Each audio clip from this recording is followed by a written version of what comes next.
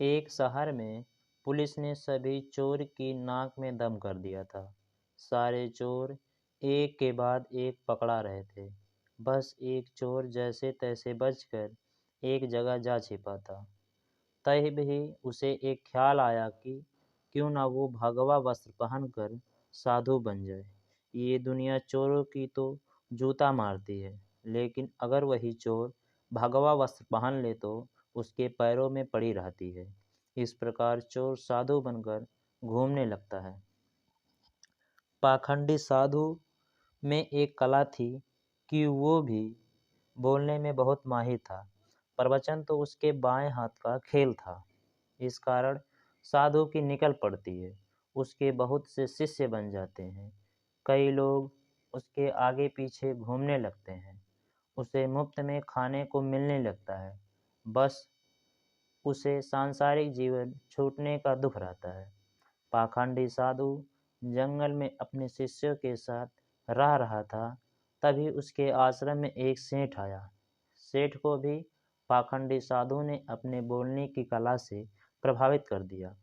साधु से मिलकर जब सेठ अपने घर पहुंचा तो उसे एक ख्याल आया। असल में सेठ को एक दुविधा थी। उसके पास बहुत सोना था, जिसे चोरों के डर के कारण वो अपने घर में नहीं रख सकता था। उसने सोचा, क्यों ना ये सोना साधु के आश्रम में रख दिया जाए, क्योंकि साधु को कभी कोई मोह माया नहीं रहती। वो तो भगवान का रूप होता है। किसी को ऐसे देवता पर शक भी नहीं होगा कि उसके आश्रम में सोना गड़ा हुआ है। ऐसा सोचकर सेठ दूसरे दिन सोना लेकर पाखंडी साधु के आश्रम आता है और उससे पूरी बात बताता है। फिर क्या था, पाखंडी साधु का तो दिल गदगद हो गया। उसकी आंखें तो उस सोने की पोटली से हट ही नहीं रही थी। उस सेठ ने वो सोने की पोटली आश्रम के एक पेड़ के नीचे दबा दी और वहाँ से चला गया। अब सेठ बड़े आराम से रह रहा था। अब साधु को नींद कहाँ आनी थी। वो रात भर उस सोने की पोटली के बारे में सोचता रहा।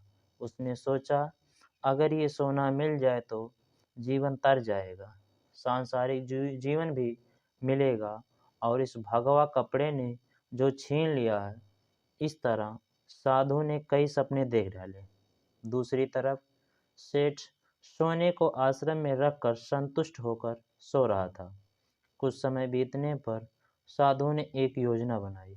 उसने सोचा कि वो इस सोने को लेकर कहीं चला जाएगा और सेठ को शक ना हो, इसलिए वो उसके घर जाने की बात कहेगा, ताकि सेठ को ये लगे कि साधु सोना लेकर भागा नहीं है।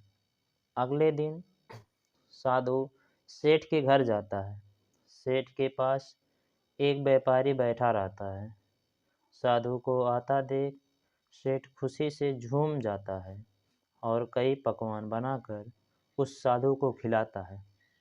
साधु सेठ को अपने जाने की बात कहता है। इस पर सेठ दुखी होकर उसे रोकता है, लेकिन साधु कहता है कि वो एक सन्यासी है, किसी एक जगह नहीं रह सकता, उसे कई लोगों को मार्गदर्शन देने हैं। ऐसा कहकर साधु बाहर निकलता है और जानबूझकर सेठ के घर का एक तिनका उठा ले जाता है। थोड़ी देर बाद साधु वापस आता है, जिसे देख सेठ वापस आने का कारण पूछता है। तब साधु कहता है कि आपके घर का यह एक तिनका मेरी धोती में लटक कर मेरे साथ जा रहा था, वही लौटाने आया हूँ। सेठ हाथ जोड़कर कहता है कि इसकी क्या ज़रूरत थी। तब साधु कहता है, इस संसार की किसी वस्तु पर साधु का कोई हक नहीं। फिर अपनी बातों से वो सेठ को मोहित कर देता है और वहाँ से निकल जाता है।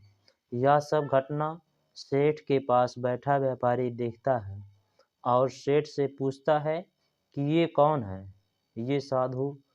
तब सेठ उसे पूरी बात बताता है।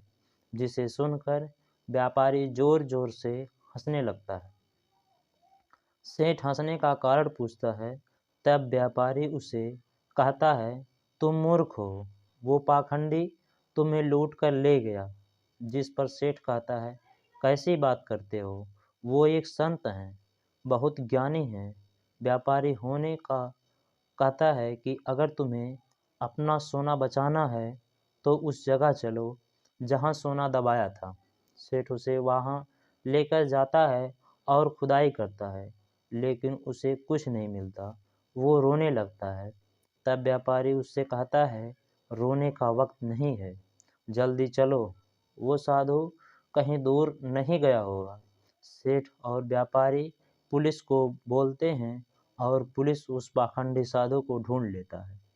तब सभी को पता चलता है कि वास्तव में यह कोई सिद्ध बाबा नहीं, एक चोर था जिसने अपने बोलने की कला का इस्तेमाल कर कई लोगों को लूटा था। पुलिस से बचने के लिए भगवा पहन लिया था। सोना मिलने के बाद सेठ की जान में जान आती है। सेठ व्यापारी से पूछता है कि उसे कैसे पता चला कि यह साधु पाखंडी है। व्यापारी ने कहा, वो साधु बार बार अपने आप की तारीफ कर रहा था। संत कितने महान होते हैं, बार बार यही दोहरा रहा था। जबकि सच मानो तो संत वे होते हैं जिन्हें इस बात को दोहराने की जरूरत नहीं पड़ती है। इसीलिए मित्र, आज के समय में जो भगवा पहनकर प्रवचन देते हैं वो सभी संत नहीं होते हैं। इस वीडियो को देखने के लिए आपको धन्यवाद। इसमें जो त्रुटि हुई होगी उसे आप माफ़ करने की कोशिश करिएगा, लेकिन इस चैनल को सब्सक्राइब और शेयर ज़रूर करिएगा। मिलते हैं अगले वीडियो में। धन्यवाद।